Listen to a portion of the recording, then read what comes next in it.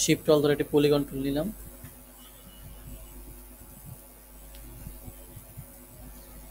Line tool, anchor থেকে এই অ্যাঙ্করে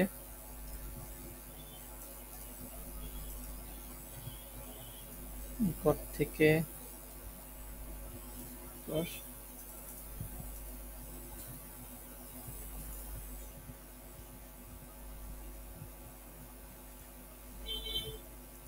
দেন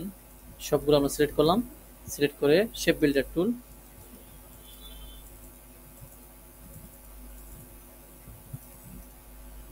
তারপর আমরা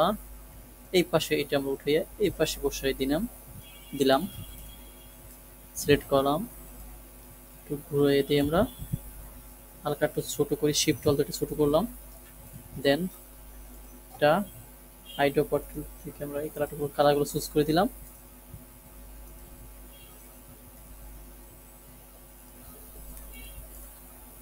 চাইলে আপনি কালার থেকেও কালারগুলো নিতে পারেন, কিন্তু আমি যে কালার ছিল তাই এই জায়গাতে দিয়ে দিলাম।